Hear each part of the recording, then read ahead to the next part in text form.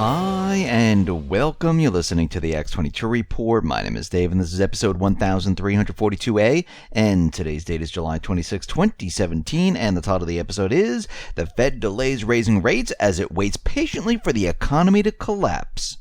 Let's get into the economic collapse financial news. Now, we've been tracking this economy, and we've been receiving a lot of economic data. Now, this economic data that we've been looking at is what's really going on in the economy. We're not looking at the stock market. I know the corporate media is out there, and they're just going, wow, look at the market. It's continually moving up. The economy's doing great. How high do you think it's going to go? Wow, this is incredible. This is not what this is about.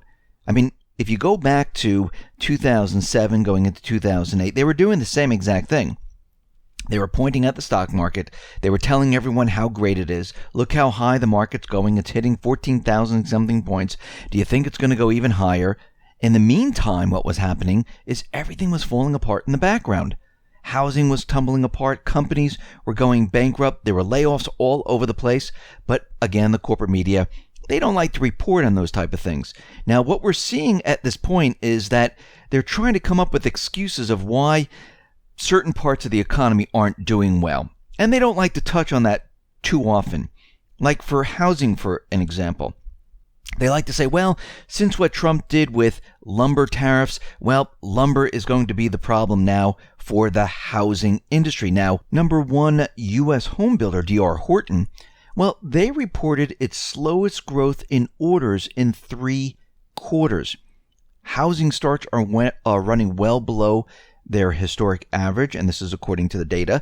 And they're saying, well, it's because of the lumber costs, how they slightly picked up, and this is why we're having a problem. No, this is not why you're having a problem. The problem is that people are losing their jobs left and right. People have taken on part-time jobs, and now those service jobs, those retail jobs, they are coming to an end. That is the problem. So we've lost manufacturing, we've lost retail, and now the restaurant industry, where the food and service jobs that everyone was supposed to be getting, that is starting to slow. Now, of course, when everyone thinks about the economy, they think of the stock market, and people say, well, when is it going to collapse? When is it going to collapse? This is all ever people say. Because what they want to happen is they want to wake up the next morning, they want to see the stock market crash, and this signals the entire collapse of the economy. But the economy does not collapse that way. This is what a lot of people don't understand. And these same people who were in the year of 2005, 2006, 2007, when people were talking about the economy collapsing, when everything was going to come to an end, the housing market was going to take a dive, the credit market was going to take a dive, people were going to lose their jobs, people kept on saying, when is it going to happen? When is it going to happen? When is it going to happen? And then it finally happened. And then, of course, you never hear from those people again. The economy collapses over time.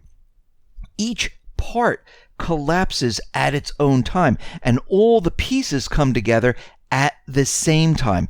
So let's take a look at what has been happening. We've been discussing retail. Now, in the beginning, people blame this on the weather. People blame this on, well, retail's not doing well because everyone's moving to online and everyone's shopping online. And we found out that that is completely fake. What has happened over time is that people lost their jobs. People continually lost their jobs. The unemployment numbers were manipulated to make everyone believe that the unemployment market was very strong. People were taking part-time jobs, which were counted as full-time jobs. People dropped off the labor market because they just really didn't want to work. No, they couldn't find a job. That's the problem. And as we move forward, we saw this situation get worse. Everyone said, well, we're no longer a manufacturing company. Everything moved into the service industry. Now that is coming to an end. When you start putting these pieces together, it affects everything else. This then affected retail. Retail couldn't survive because people don't have extra income to spend in retail. This is why you see stores closing. People said, well, what about housing? Housing is still strong. Really? Only in 20 cities. The rest of the country, they're just getting by. And now we've reached the height of the bubble. Actually, we surpassed the bubble of 2006, 2007. and now it's starting to come down, and housing prices aren't doing that well. And in many areas outside of the 20 cities, there are houses for sale that have been on the market 8-9 months, and the prices are coming down. All of these things add up to the collapse. When you see federal tax receipts, when you see state tax receipts coming in and they're continually dropping, this is another sign, because that relates and that goes right into the forecast of the number of jobs. As we can see, people are losing their jobs. People are taking less paying jobs. That means less tax receipts are coming into the government. This is exactly what we're seeing. So when you look at this, you can see that the economy has been collapsing. Yes, did we get the stock market coming down where the Fed, where the news agencies, and everyone else can say, yeah, we've had a major problem? At that point, it is too late. There's nothing you can do at that point. And the economy didn't crash at that point. The economy crashed way before that. This is the only thing left that the Fed has. Now, the Fed decided that, hey, we're not going to raise rates right now. We're going to start our unwinding of our balance sheet very, very soon. This is what they've done in the past. They are watching, looking at the economy. They already know it's coming apart. I mean, we've had the weakest data that we've ever seen. And of course, they're saying, well, we've been waiting for inflation to rise, but it's much weaker right now. Not if you go to the supermarket. You can see fresh foods and things like that over a long period of time. Those prices have gone up. And what the Fed has been doing is they've been taking the inflation and they've been shipping it overseas. They've been putting it into the stock market. They've been putting it into the housing market. And basically what they've been doing is they're making sure that people don't realize what is really going on. We are seeing inflation right now, if you know where to look. And what's going to happen is all this inflation that they've been shoving everywhere else. Because remember, during the stimulus, what they've done was they created all of this currency, but they didn't let it out into the public. They kept it within the banking system. They kept it within the stock market. They kept all that money that they were creating in the housing market. They took that money that they were creating and they shipped it overseas. This is how they kept inflation down. They've done this on purpose. They didn't let this currency hit the public, because if it hit the public, it would be a disaster right now. And they know eventually all of this currency that they shipped all over the place, shoved into the market, shoved into the housing market, well, it's eventually going to hit the public. All these dollars are going to come back. And what we're seeing right now is that every time they've been, raising the interest rates, they had this rate hike, we've seen the dollar collapse. Remember, the dollar has dropped around 8% year to date. And we can see already that after the last two Fed hikes, what we've seen is that the dollar continually declines. It's not moving up, it is declining right now. Again, the US dollar, well, it is set to collapse. And as it does, inflation plays will be exploding higher. And we need to remember what is happening right now. Remember yesterday, the IMF already put out there that they're going to be moving most likely to China, which they're going to do a lot sooner than everyone thinks. We also need to remember that China is making bilateral deals with all these countries.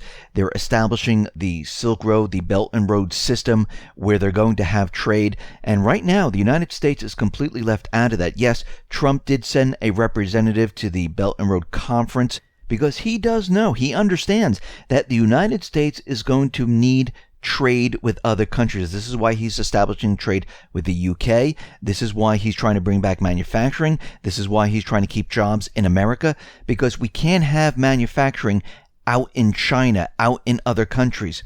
It has to be here in the United States, because think about it. When we transition into a new system, we don't have manufacturing, we don't have retail, we don't have the service industry.